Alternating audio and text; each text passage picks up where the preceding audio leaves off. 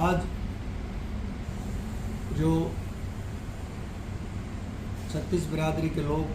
सभी political parties के लोग, झज्जर की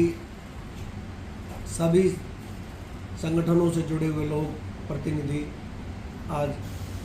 इकट्ठा हुए हमारे जो श्री राम शर्मा पार्क का जो मामला है उसके लिए। इस मामले में बड़ी शर्म की बात है कि लोग स्वतंत्रता सेनानी के नाम के से जुड़ा हुआ जो जगह है उस जगह को भी अपने फायदे में, लालच में आकर गिद्ध नज़र रखे हुए हैं कि किस तरीके से इस ज़मीन को पिछले दरवाजे से हड़पा जाए और ये किसी भी तरीके से प्रशासन की मिली भगत के बिना कुछ हो ही नहीं सकता।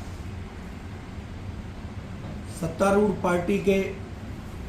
मैं समझता हूँ कहीं ना कहीं सत्तारूढ़ पार्टी के से जुड़े हुए जो लोग होंगे वही इस कार्य को करने की हिमाकत कर सकते हैं, क्योंकि बिना साजबाज होकर के ये काम हो नहीं सकता है।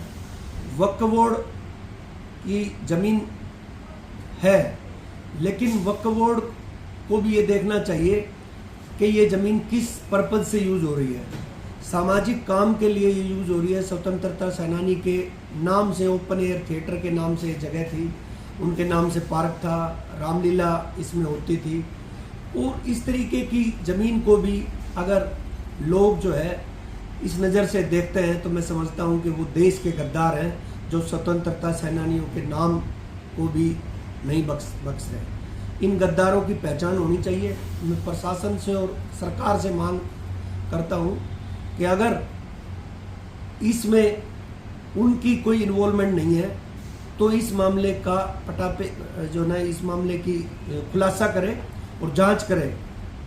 और इसके पीछे जिनका दिमाग चल रहा है उनको एक्सपोज करने का काम करें। और आज इस पंचायत में ये भी फैसला लिया गया, लोगों ने वहाँ पे प्रदर्शन करते हुए ये फैसला लिया कि जो भी इस जमीन, बची हुई ज़मीन जो है 1178 गज की ज़मीन की तो जो है पट्टा हो चुका है नगर पालिका के नाम, सुनने में आया है, और नगर पालिका के नाम हो चुका है बजरिए जिले सिंह जी जो चेयरमैन के माध्यम से। लेकिन जो बची हुई ज़मीन है, जो फ्रंट की ज़मीन है और जो करोड़ों रुपए की कीमत की ज़मीन है, अगर इस ज़मीन को कोई इंडिविजुअल आदमी अपने नाम पे पट्टा कराता है तो उसको सामाजिक तौर से गद्दार करार देने का काम करना चाहिए और ऐसे गद्दारों की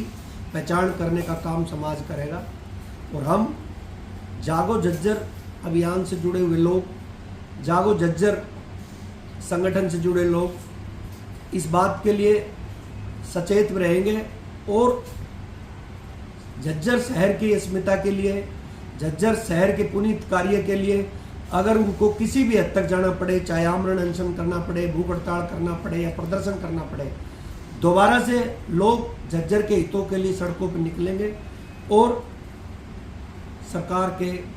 कान खोलने का काम करेंगे, ऐसा मैं समझता हूँ। तो सरकार समय रहते सचेत हो जाए और इस मामले में आगे आकर के फैसला ले। सारी की सारी ज़मीन पंडित श्री राम शर्मा के नाम का जो पार्क है उसके नाम लीज हो, या मैं तो समझता हूँ कि विधानसभा में और लोकसभा में कहीं कोई अगर कानून बन सकता हो इस मामले का कि जो ज़मीन समाज के लिए, सामूहिक कार्यों के लिए यूज़ हो रही है, चाहे वो वक्फ बोर्ड की हो, कस्टोडियन की हो, वो उसका मालिकाना हक दे दिया जाए और नगर पालिका या सरकार के अंडर वो जो है वो ज़मीन आ जाए, ताकि कोई भी इस तरीके की मंशा, बुरी मंशा से इस तरीके की ज़मीन पे निगाह ना रख सके। और इसमें जो है आगे के लिए भी रास्ते खुलने चाहिए कि कोई इस तरीके की और दूसरी जगह पे कोई ऐसी हिमाकत ना करे, इसमें नज़ीर बननी चाहिए। मैं समझता हूँ झज्जर के जागरूक लोग हैं, झज्जर के लोग इस तरीके के लोग हैं जो आज़ादी से पहले जिन लोगों ने, यहाँ के लोगों ने टाउन हॉल पे झंडा फहरा करके आज़ादी की घोषणा कर दी थी 1947 से ही पहले, तो वो लोग अपने स्वतंत्रता सेनानियों के नाम से जुड़ी हुई किसी भी संस्था का इस तरीके से अनादर ना होने देंगे और उसके लिए कभी सड़कों पर निकलने की